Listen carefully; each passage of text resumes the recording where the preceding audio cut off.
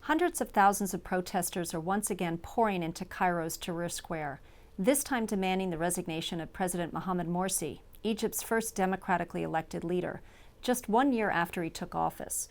With millions of people in the streets and the Egyptian military threatening to intervene directly, the country is again in crisis.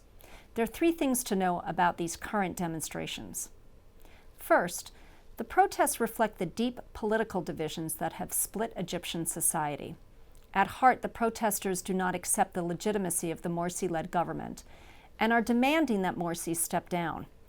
Some want to see the old order restored.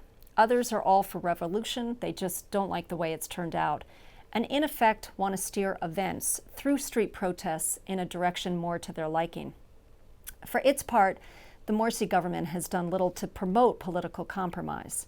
Since taking office, it's run the country much as a one-party regime, pushing through a controversial new constitution, appointing Muslim Brotherhood members and their political allies to leadership positions across the country, and constraining alternative sources of influence, such as the judiciary and civil society. The current demonstrations are bringing these deep divisions to a head. Second, the protests also reflect Egyptians' deep economic anxieties.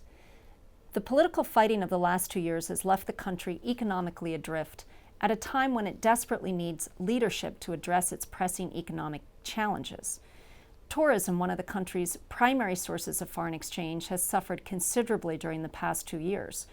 Foreign exchange reserves have fallen from over $40 billion at the time of the revolution to less than $15 billion today. The Egyptian pound has lost nearly 20% of its value, and the country faces rising unemployment and energy and food shortages. Economic angst is certainly driving some of the current protests.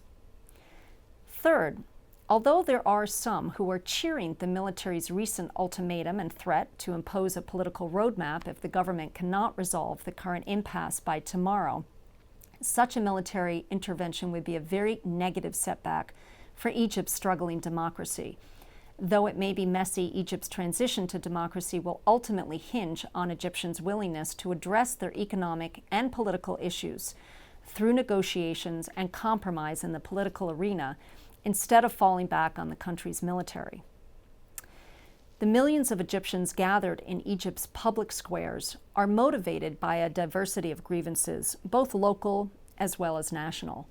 Yet the outpouring of discontent should be a clear signal to Morsi and the Muslim Brotherhood that their authoritarian tendencies and economic indecision have cost them political legitimacy in the eyes of the Egyptian people.